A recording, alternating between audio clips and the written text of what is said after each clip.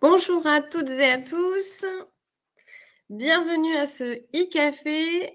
Je vois que tout le monde fait coucou. Bonjour à tout le monde. Donc aujourd'hui, notre e-café porte sur la taxe d'apprentissage. Alors, on va sans plus tarder commencer.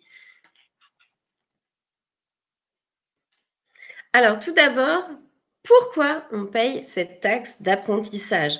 Donc elle est destinée au financement de l'apprentissage, comme son nom l'indique, mais aussi des formations technologiques et professionnelles.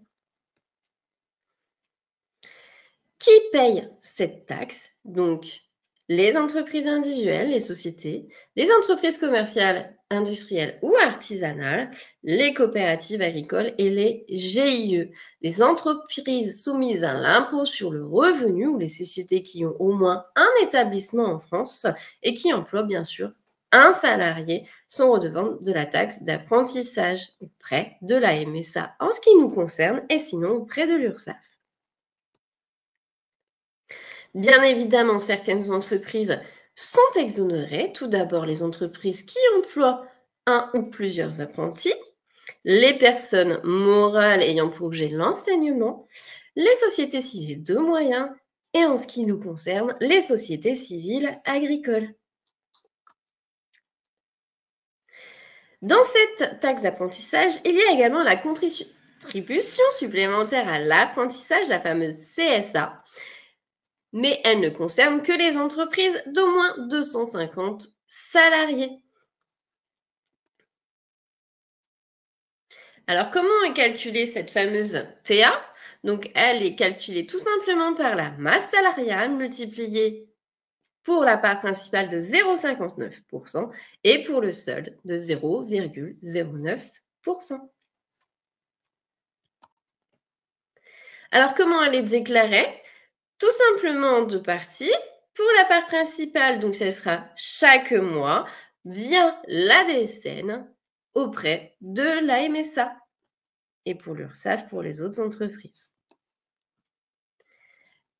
Et en ce qui concerne le solde, il est déclaré annuellement auprès de la MSA ou bien de l'URSSAF dans votre DSN de l'année en cours par rapport à la masse salariale de l'année N-1.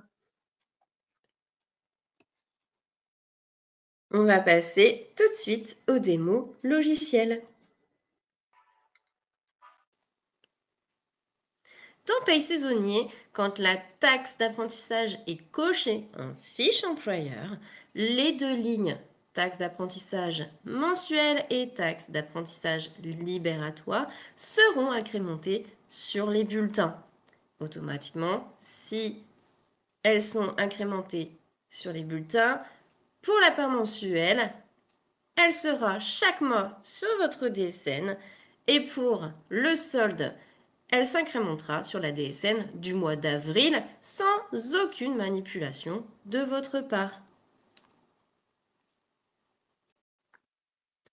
En ce qui concerne le module taxe d'apprentissage dans le logiciel ZeniPay, il vous suffira de choisir le bon millésime et de faire vérifier le résultat afin que le logiciel puisse aller rechercher toutes les données et vous affiche le tableau du mont complété. Il vous suffira alors tout simplement de vérifier, de mettre vos déductions si vous en avez.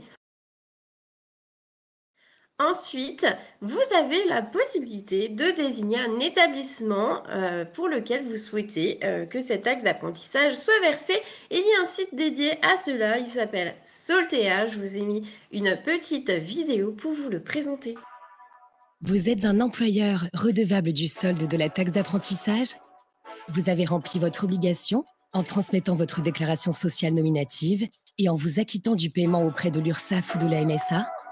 Avec Soltea, le processus de répartition de ce solde change et tout devient plus simple. Soltea, c'est la plateforme dédiée au solde de la taxe d'apprentissage gérée par la Caisse des dépôts pour le compte de l'État. Dès fin mai, cette plateforme nationale devient l'entrée unique pour tous les employeurs. Elle vous permet d'exprimer vos souhaits de répartition de ce solde vers des établissements, des composantes ou des formations éligibles, à l'exception des CFA. auxquels les versements au titre du solde de la taxe d'apprentissage se font toujours directement sans passer par Soltea. En vous connectant à votre espace personnel et sécurisé, vous pouvez retrouver et sélectionner les établissements que vous souhaitez soutenir. Dans cet espace, vous retrouverez vos choix de répartition que vous pourrez consulter à tout moment. Vos choix restent archivés. Autre avantage, vous n'avez plus besoin d'envoyer de chèques ou de faire de virements aux établissements bénéficiaires. Tout se déroule via la déclaration sociale nominative et sur la plateforme. Simple, transparent et sécurisé, ce nouveau service améliore et simplifie la relation entre les établissements et les employeurs. Alors, connectez-vous dès maintenant sur soltea.education.gouv.fr.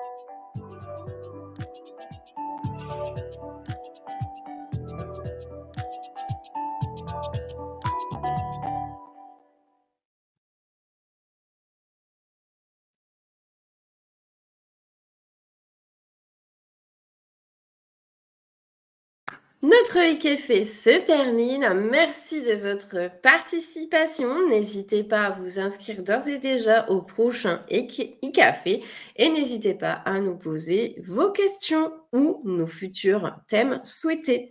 Passez une très bonne journée. Au revoir.